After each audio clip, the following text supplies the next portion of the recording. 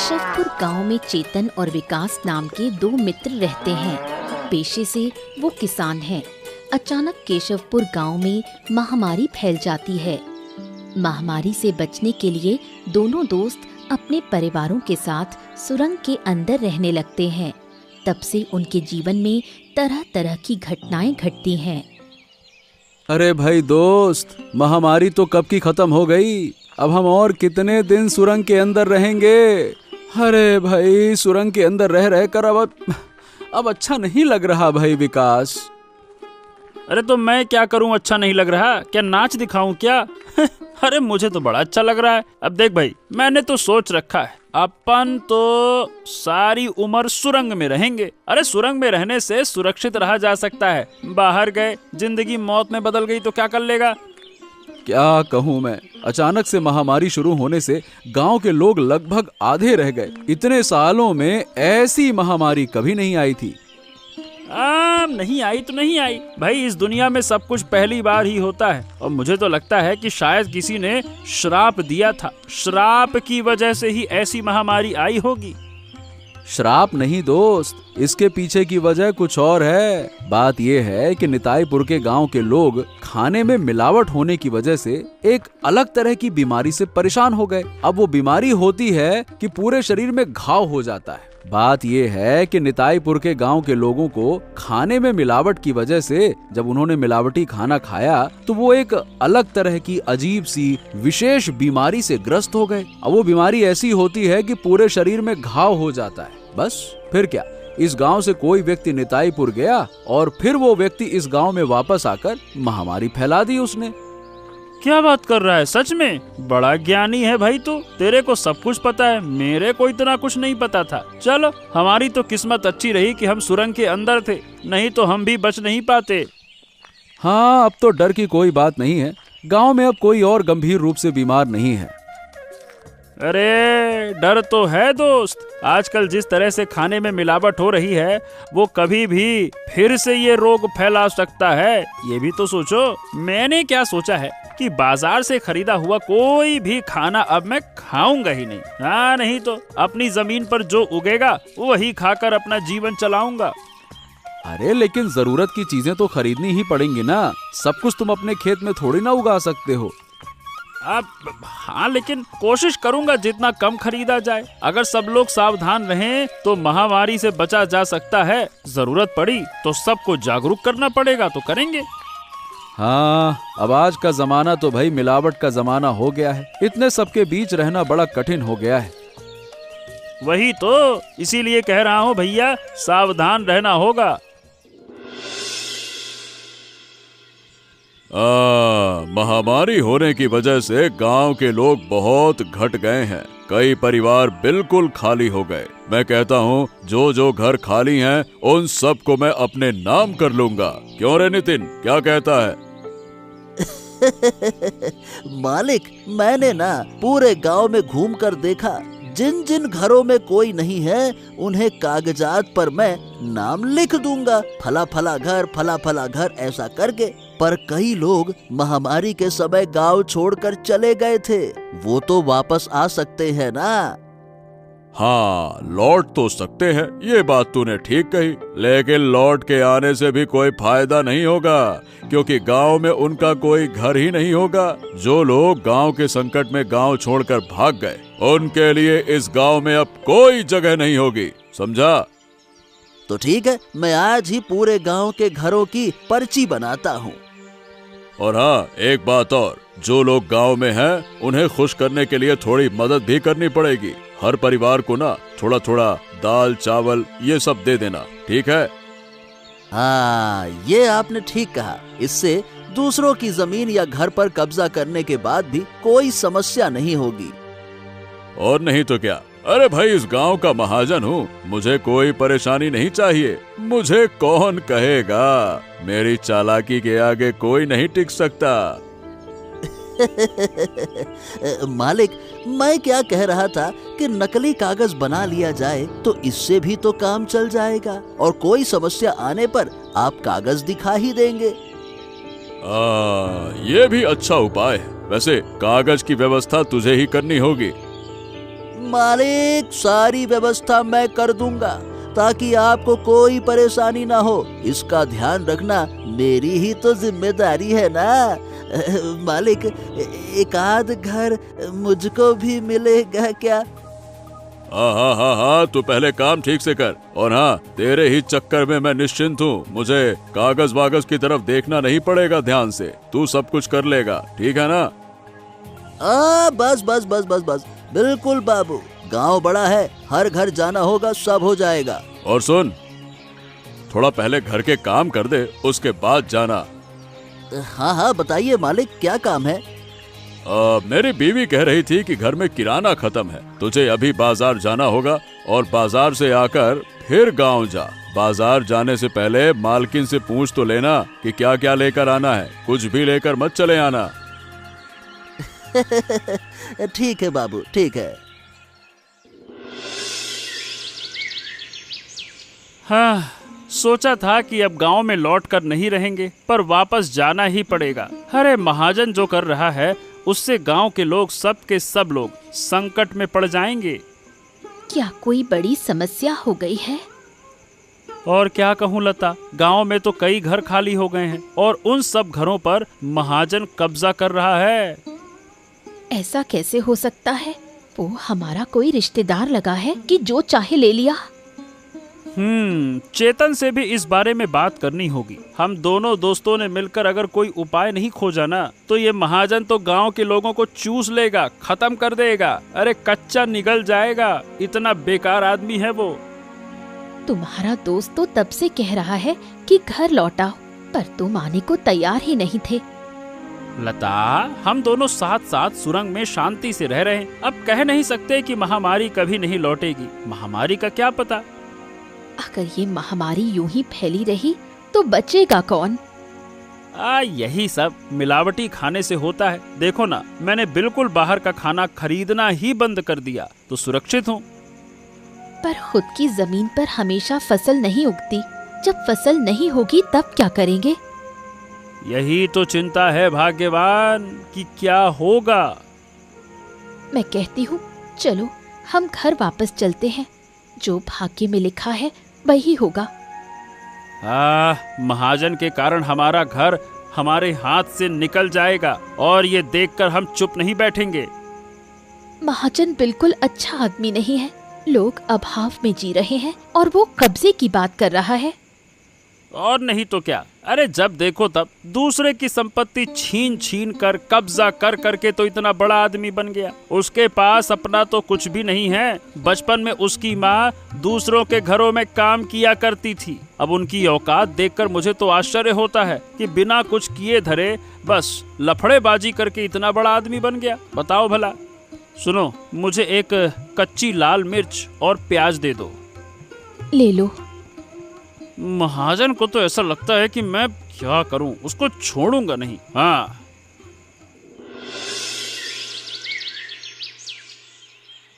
ये घर मेरा है और मैं इस पर किसी को कब्जा नहीं करने दूंगा। तुम्हारा घर? अगर तुम्हारा घर है तो कहाँ थे इतने दिन तक तुम? जब गांव वाले संकट में थे तब तो तुम साथ में नहीं थे, तब तो मौका पकड़कर भाग गए। ऐसे भगोड़े लोगों की इस गांव में कोई जगह नहीं है। जहाँ से आए हो वहीं चले जाओ चुपचाप। वापस चले जाओ? अरे मतलब क्या है तुम्हारा? क्या सब कुछ महाजन के मुताबिक होगा क्या? ये घर मेरा है और आज से मैं यहीं रहूंगा, बस। ये घर महाजन जी का है। इतनी हिम्मत किसने दे दी तुम्हें कि महाजन के खिलाफ खड़े हो जाओ? अभी अगर तुम ना निकले तो लोगों को बुलाकर तुम्हें मार मार कर इस घर से बाहर कर देंगे, समझे? ऐसा है कि ये अन्याय तो मैं बिल्कुल नहीं सहने वाला। मैं महाजन के खिलाफ मुकदमा करूंगा, समझे? कुछ न कर पाओगे। ये घर अब महाजन का है और इसका सबूत महाजन के पास है। डर दिखाकर कुछ भी हासिल नहीं होगा। मैं महाजन के पास जाऊंगा। अगर महाजन ने मेरा घर कब्जा कर रखा है तो ये बहुत बुरा होगा उसके लिए। मैं उसे कभी छोड़ूंगा नहीं।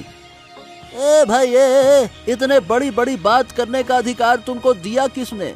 नहीं तो अगर अपनी भलाई चाहते हो तो चुपचाप गांव छोड़कर चले जाओ, नहीं तो कहाँ गायब होगे पता भी नहीं चलेगा।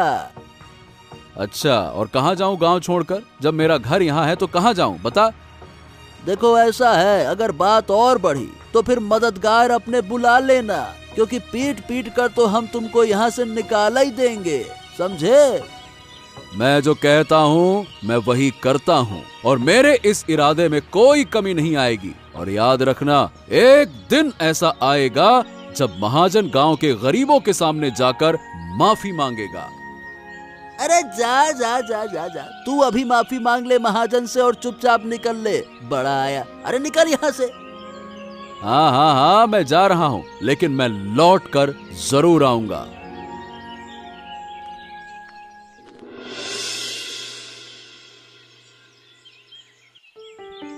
सबसे बड़ी समस्या पता है क्या है महाजन जी? इस गांव के विकास और चेतन, ये लोग बहुत परेशान कर रहे हैं। महामारी जब से शुरू हुई थी तब ये अपने अपने परिवार को लेकर सुरंग के अंदर चले गए थे। कई दिनों तक इनकी कोई खबर नहीं थी, अब फिर से गांव वापस आना चाह रहे हैं।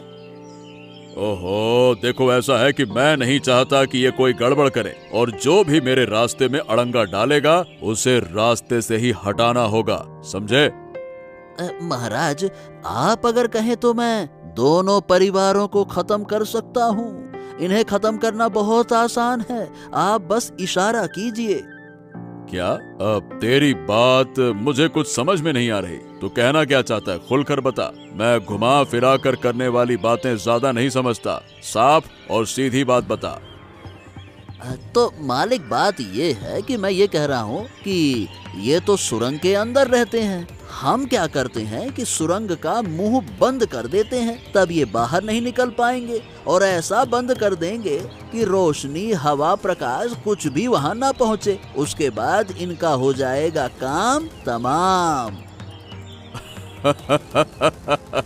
वाह वाह वाह वाह, तेरा दिमाग भी बहुत तेज चलता है। बड़ा चालाकी वाला उपाय निकाला तूने। अगर रोशनी, हवा नहीं पहुंची फिर तो वो वाकई में मर जाएंगे। पर हाँ, ये काम बहुत सावधानी से करना होगा बेटा। पकड़े गए ना तो फांसी भी हो सकती है, समझे? आप मुझ पर भरोसा रखिए, मैं कोई काम कच्चा नहीं करता। काम मैं गहरी रात में करूँगा ताकि कोई समझ ना पाए। हाँ, और जरूरत पड़ी तो मैं तेरे साथ रहूंगा। फिर कुछ दिनों में हम काम निपटा देंगे। चेतन और विकास को खत्म कर दिया तो हम बिल्कुल बेफिक्र हो जाएंगे। हाँ ठीक है, जो कहा है वो कर। और ये बता, वो दूसरा वाला मामला क्या हुआ? बूढ़ी के बारे में, उसका क्या करेंगे?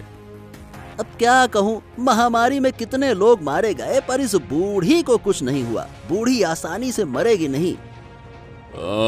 बूढ़ी का घर सड़क के बिल्कुल किनारे है। मैं चाहता हूँ कि बूढ़ी का घर जब मेरे पास आ जाएगा तो वहाँ पे मैं एक होटल खोल दूंगा। सड़क किनारे होटल का धंधा बहुत अच्छा चलता है। बूढ़ी मर गई होती तो अच्छा होता, आसान हो जाता। अब जरूरत पड़ी तो बूढ़ी को खत्म करवा देंगे। अरे कितने दिन की जिंदगी बची है उसकी, पैर कब्र में लटके हैं, बस थोड़ा सा धक्का देना है। समझ गया मालिक, समझ गया।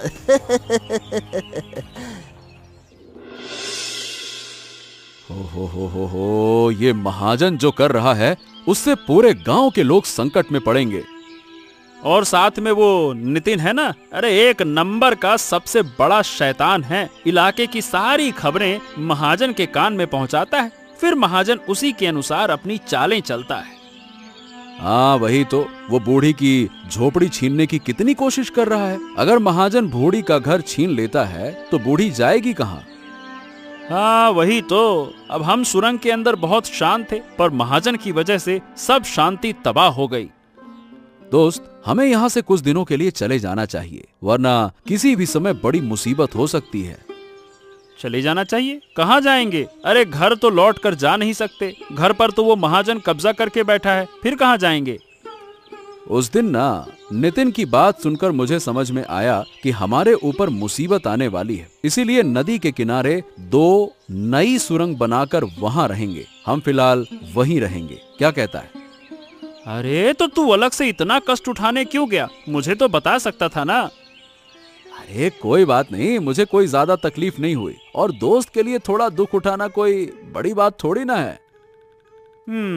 तो आज ही रात हम सब कुछ बांध कर चले जाएंगे। मैं हमारे सुरंग जाऊंगा और लता को सब कुछ संभालने के लिए बोल दूंगा। हाँ, मैं भी थोड़ा ठीक ठाक से उसको सजा लूंगा। पर ये भूमि कहाँ गई? पानी लेने गई थी ना, अब तक आई क्यों नहीं? कोई खबर है उसकी? क्या कहूँ, मैं तो कहता हूँ बाहर जाने देना ठीक नहीं था। तुम ही जाकर पानी ला सकते थे। जाओ देखो क्यों नहीं आई। हमें हर कदम पर खतरा है, संभल कर रहना होगा और हर कदम फूंक फूंक कर रखना होगा। हाँ हाँ हाँ, अब तो सच में बहुत चिंता हो रही है। काफी समय हो गया, कहाँ चली गई ये?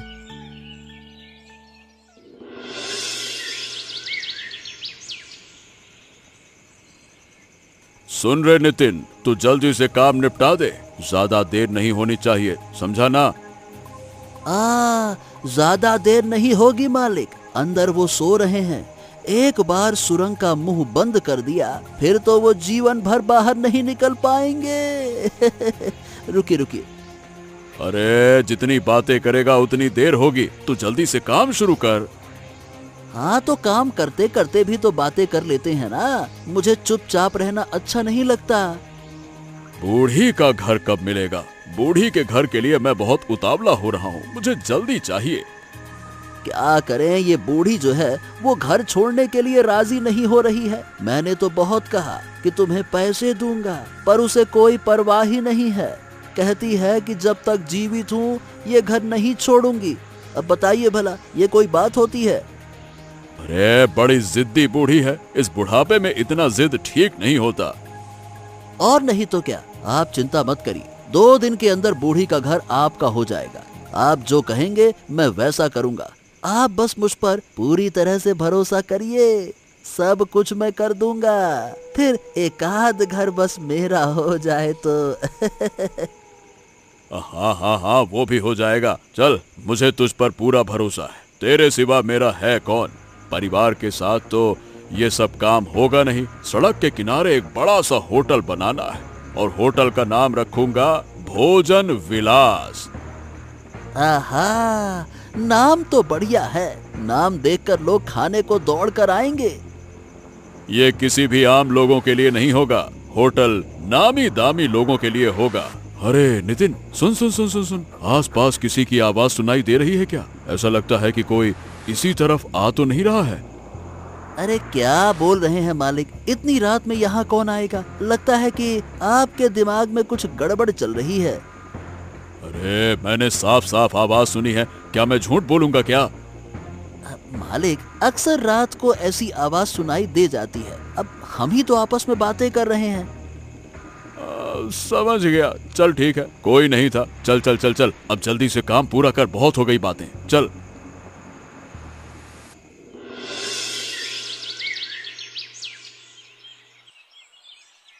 लोग चारों ओर इतनी भागम भाग क्यों कर रहे हैं? कुछ समझ नहीं आ रहा। किसी को बुलाकर पूछते हैं, पता करना ही होगा क्या मामला है। वो देखो बूढ़ी माँ, ओ बूढ़ी माँ, इस तरफ आओ। क्यों बुला रही हो? मेरे पास अब बात करने का समय नहीं, हमें अभी गांव छोड़कर भागना होगा। क्या हुआ बताओ ना। गांव में फिर से महामारी फैल गई है। अब ये किसी दूसरे गांव से नहीं आई, सीधा हमारे गांव को रोग ने पकड़ लिया। तो ये तो बहुत बड़ी आपदा है, हमें बहुत सावधान रहना होगा। मेरे सामने वाले घर के एक व्यक्ति का शरीर सड़ गया था, उसी तरह उस पूरे परिवार पर भी सड़न का असर हुआ। उनकी वजह से औरों के भी शरीर में सड़न पसर गई। गांव के लोग डरकर भाग रहे हैं। तुम कहाँ जाओगी? तुम्हारे पास कोई जगह है क्या? मेरे पास जाने की कोई जगह नहीं। दूर कहीं चलकर मैं पेड़ के नीचे रह जाऊंगी, पर इस गांव में अब नहीं रहूंगी। बूढ़ी माँ, आप हमारे साथ चलिए, हमारे साथ चलोगी तो सुरक्षित रहोगी। महाजन का दलाल नितिन है ना, उसने बताया कि तुम दोनों परिवार सुरंग के अंदर दम घुटने से मर गए हो। उस शैतान महाजन के दूत की बात छोड़ो, वो हमें सुरंग में दबा के मारने की साजिश रच रहे थे, पर उससे पहले हम सुरंग छोड़कर दूसरी जगह चले गए। अब नदी किनारे सुरंग बनाकर रह रहे हैं। यही बात है, सब लोग अपना जीवन बचा रहे हैं और ये लोग घर संपत्ति के लिए बैठे हुए हैं। कुछ दिनों में पूरा गांव खाली हो जाएगा और इस मौके पर महाजन गांव के सारे घरों पर कब्जा कर लेगा। कब्जा कर ले, पहले जान फिर घर। बूढ़ी माँ, आप हमारे साथ चलिए, कुछ नहीं होगा आपको। तुम लोग इतना कह रहे हो तो चलूंगी।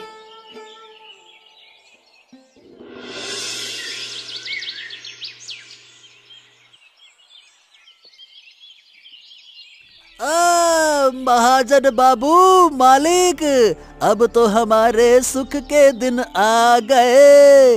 अरे सुख भरे दिन आए रे भैया, मालिक सुख भरे दिन आ गए। पूरा का पूरा गांव खाली हो गया, बूढ़ी भी नहीं है, मजे ही मजे सारे घर हमारे। अरे पर महामारी फिर से आई है, अब क्या हमें कोई खतरा नहीं होगा क्या? मेरे मन में कुछ भय है। आहा, डरने की कोई बात नहीं है, हम लोगों को कुछ नहीं होगा मालिक। महाजन बाबू, बस अब समझिए कि आप इस गांव के मालिक हैं, सर्वे सर्वा, यहाँ के भगवान। गांव की पूरी संपत्ति आपके कब्जे में है। और जो लोग रोगग्रस्त हैं, वो तो घर से बाहर आते ही नहीं है ना। पिछली बार तो कई लोग बच गए थे, उनमें से हम भी थे, पर समझ नहीं आता कि अब क्या होगा। कहीं ऐसा ना हो जाए कि अब मालिक मालिक मालिक मालिक, आप ये उल्टी सीधी बातें मत करिए। आप थोड़ा सा ज्यादा चिंता कर रहे हैं। पिछली बार जब हमें कुछ नहीं हुआ तो अब भी कुछ नहीं होगा। ये अजब गजब रोग गरीब और असहाय लोगों को ही लगते हैं, हम और आप जैसे लोगों को नहीं, समझिए। हाँ, वैसे तुमने अब तक गलत तो नहीं कहा। सोच रहा हूँ कि दोपहर में एक बार गांव जाऊं, जो जो घर खाली पड़े हैं उनके सामने एक एक बोर्ड बनवा के लगवा दूं। बोर्ड पर लिखा होगा, ये जमीन अब महाजन के कब्जे में है, संपर्क करें महाजन जी से।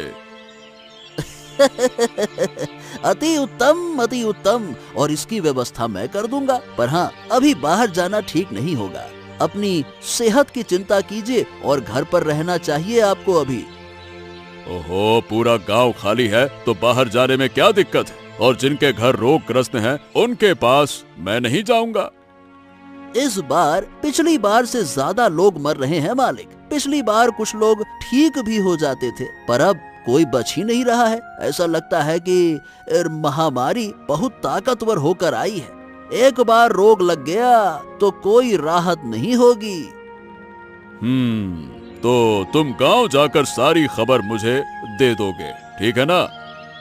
ठीक है मालिक, कुछ दिनों में सब बताऊंगा। इस वक्त बस किसी भी तरह से बाहर नहीं निकलना ही अपनी सुरक्षा है। एकदम ठीक है, जो तुम कहोगे वही करूंगा। ठीक है। हाँ, दोस्त, घर में जो था वो तो लगभग खत्म हो गया। थोड़ा बहुत चावल और दाल बचा है, आज पकाएंगे तो बस अब सब खत्म हो जाएगा। हाँ, बाहर तो निकल नहीं सकते, क्या करें दोस्त। अब तो लगता है कि भूख से मर जाएंगे। मेरे खेत में कुछ सब्जियां लगी हैं, सोच रहा हूँ कि आज जाकर ले आऊं। अरे पागल हो गया है क्या? बाहर निकलने पे खतरा है और महामारी अभी खत्म नहीं हुई है। गांव की हालत ऐसी है कि लोग भूख से पागल होकर एक दूसरे को नोच रहे हैं, काट रहे हैं। पूरा गांव बंद कर दिया गया है, समझा? अरे माँ, तुम ये कैसी बातें कर रही हो? तुम्हें कहीं नहीं जाना है। अगर हमें एक मुट्ठी खाना मिलेगा तो उसमें तुम्हारा भी हिस्सा होगा। अब तुम कभी भी ये बात मत कहना, बिल्कुल नहीं, समझी? चेतन, देख मित्र, हमें बाहर जाना ही होगा। कुछ खाने का इंतजाम करना पड़ेगा। 5 लोग भूख से नहीं मर सकते भाई, समझो। अरे तुझे बीमारी से ज्यादा क्या भूख की चिंता है क्या? बता। अब क्या बोलूं, मेरी बात समझ। हमें ना आधी रात को निकलना होगा। जिंदा रहना है तो कुछ ना कुछ तो करना पड़ेगा ना। बाहर निकले तो महामारी, अंदर रह रहे हैं तो भूख मार रही है, करे तो करे क्या। हाँ, ऐसा किया जा सकता है, जो खाना है 2 दिन तक एक बार में खाएंगे। सुनने में ठीक लगता है। लता और भूमि खाना बना रही हैं, उनसे बात करेंगे। अब आज तो देर हो गई है, हम कल रात ही निकलेंगे, ठीक है ना? और किसी भी तरह से कुछ न कुछ खाना लाना ही होगा।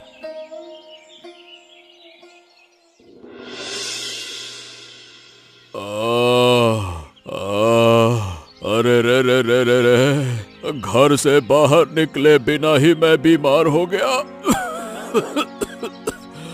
लगता है यही मेरी किस्मत थी। देखो, तुम बिना बाहर निकले ही रोग से ग्रस्त हो गए। जो पाप करते हैं वही बीमार हुए हैं। अरे तो क्या गांव के सब लोग पापी हैं? जो अच्छे हैं वो ज्यादातर स्वस्थ हैं। नितिन को देखो ना, बीमार होने के 2 दिन बाद ही मर गया। अरे उसकी बात मत करो, मुझे उसकी बहुत याद आती है। नितिन हमेशा तुम्हारे साथ रहता था। तुम्हारे साथ रहकर उसने भी खूब पाप किए, इसलिए वो जल्दी मर गया। हाँ, बेचारा, वो मेरे बिना कुछ नहीं कर पाता था। मैं भी उसके बिना अधूरा हूँ। शायद अब मैं भी उसके पास चला जाऊंगा। सुना है तुम और नितिन मिलकर विकास और चेतन के परिवार को मारना चाहते थे, पर वो सब जिंदा हैं, बहुत अच्छे हैं। ओहो, तुम्हें ये सब कैसे पता? मैंने तो कभी उनसे जुड़ी बात तुमसे नहीं की। तुमने नहीं बताया तो क्या मुझे पता नहीं चल सकता? मैं गांव की सब खबर रखती हूँ। एक बात पूछूं? क्या? अगर तुम इस बीमारी से ठीक हो गए तो क्या फिर बुरे काम करोगे? अगर मैं ठीक हो गया तो मैं गांव के सब लोगों से माफी मांगूंगा। अगर वो माफ कर दें तो अच्छा, वरना जो सजा देंगे वो सिर झुकाकर स्वीकार करूंगा। तुम्हारे लिए मुझे बहुत दुख हो रहा है। मैं ऊपर वाले से तुम्हारी सेहत के लिए दुआ मांगूंगी। अगर ऊपर वाले को तुम पर दया आई तो शायद वो मेरी भी सुन ले। तुम तो मेरे जैसी पापी नहीं हो ना। भूख की पीड़ा अब सहन नहीं हो रही। अब हमें यहाँ से निकलना ही होगा। बूढ़ी माँ तो भाग गई। अच्छा किया, वरना यहाँ भूख से मर जाती। विकास और चेतन गए हैं खाने की तलाश में, लेकिन कुछ नहीं मिलेगा। कई दिनों से हम केले के पेड़ खाकर जी रहे हैं। गांव में अब एक भी केले का पेड़ नहीं बचा। अब तो लगता है कुछ दिनों में हम अपना ही मांस खाएंगे। ऐसी बात मत कर, भगवान न करे ऐसा हो। एक काम करते हैं, यहाँ से भाग चलते हैं। किस्मत अच्छी रही तो कुछ खाना मिल जाएगा, लेकिन इतनी रात को निकलना खतरनाक है। यहाँ रहकर भी क्या होगा? मरना तो तय है, लेकिन गांव से कोई बाहर नहीं जा सकता।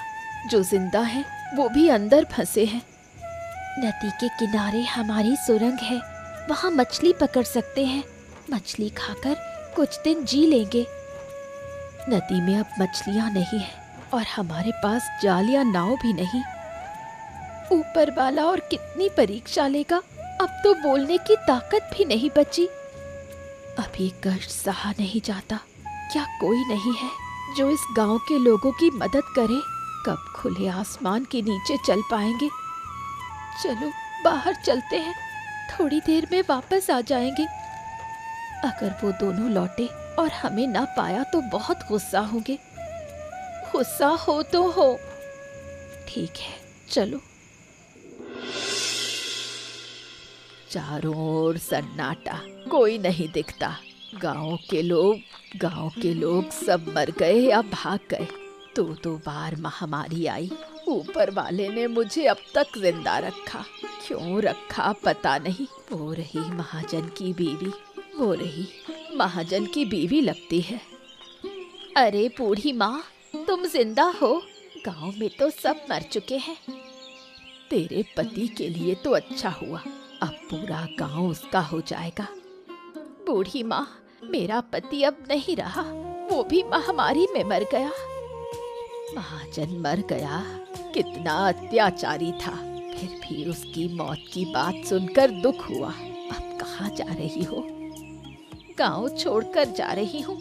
यहाँ मेरा कोई नहीं, एक बेटा है, वो विदेश में रहता है, शायद कभी लौटे भी नहीं। गांव छोड़कर कहाँ जाएगी? मुझे देख, मैं भी अकेली हूँ, अब तो आदत हो गई है अकेले रहने की। बाद में सोचूंगी, अभी तो मन नहीं है यहाँ रहने का।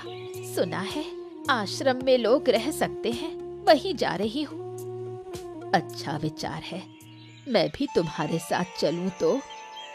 क्यों नहीं, चलो साथ चले। मैं अभी खाने का सामान लेने जा रही थी। स्कूल के मैदान में सरकार बांट रही है, पर अब नहीं जाऊंगी, आश्रम चलना ही अच्छा है। ठीक है, तुम सामान ले आओ, मैं यहीं इंतजार करती हूँ। सड़क पर क्यों खड़ी रहोगी? मेरे घर चलो, बैठो थोड़ी देर, मैं 2 साड़ियाँ और थोड़ा पानी ले लूंगी। ठीक है, चलो। हाँ, सब संकट टल गया, बस भूमि और लता चली गईं। हाँ मित्र, बहुत जगह ढूंढा पर कहीं नहीं मिली। कहाँ खो गई हैं वो दोनों समझ नहीं आता। शायद हमसे नाराज होकर चली गईं। पर सवाल ये है कि क्या वो अब भी जिंदा हैं? मुझे तो शक है। अरे ऐसी बातें मत कहो दोस्त, मैं मेरी बीवी के बिना कैसे मैं।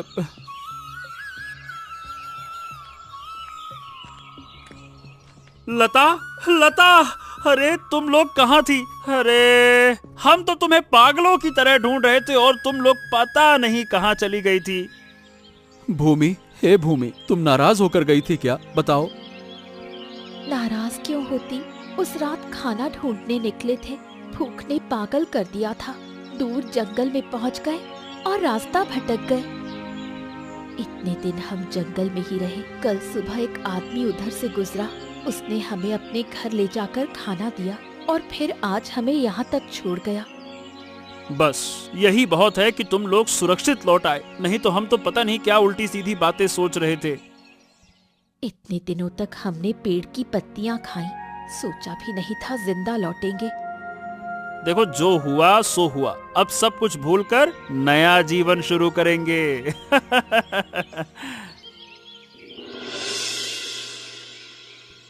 अब तो सरकार खाना बांट रही है, उसी से काम चल रहा है, लेकिन हमें फिर भी खेती शुरू करनी होगी। सरकार हमेशा तो नहीं खिलाएगी ना। बिल्कुल सही कहा दोस्त, बहुत दिन से तुम्हारे घर में हूँ, अब भूमि को लेकर अपने घर लौट जाऊंगा। अरे तुम जितने दिन चाहो उतने दिन रहो ना, साथ में रहते हो तो और अच्छा लगता है। क्या दिक्कत है तुम्हें, बताओ क्यों जाना है? अरे नहीं नहीं नहीं, थोड़ा अलग रहेंगे तो रिश्ता और अच्छा रहेगा। मेरा घर पास में ही है, रोज मिलेंगे, चर्चा होगी। ठीक है, लेकिन मुसीबत में कुछ भी हो जाए साथ रहेंगे। ये तो तय है, पर दुआ है कि फिर से कोई ऐसी मुसीबत ना आए जिससे हम इतना परेशान हो जाएं। अब जब महाजन जैसा आदमी ही नहीं रहा तो गांव में तो शांति खूब रहेगी। सोचो, वो हमें मारने के लिए सुरंग का मुंह बंद करना चाहता था। ये तो अच्छा हुआ कि हमने दूसरी सुरंग का जुगाड़ कर लिया था। वही तो, लेकिन कई अच्छे लोग मारे गए मित्र, उनका बड़ा दुख है। कोई अपना दोस्त है, कोई परिवार का चाचा है, कोई ताऊ है, अब क्या कहूँ। हाँ मित्र, महामारी अच्छे बुरे किसी को नहीं छोड़ती। देखो, महाजन भी कहाँ बचा। और बूढ़ी की क्या खबर है? वो जिंदा है, महाजन की पत्नी के साथ आश्रम चली गई। चलो अच्छा किया। अब बस ऊपर वाले से यही दुआ है कि सब सुख से रहें। बिल्कुल बिल्कुल, चलो मित्र, अब रहना है शांति से और हंसी खुशी से। ऐसे ही मजेदार कहानियां देखने के लिए हमारे चैनल को सब्सक्राइब करना ना भूलें।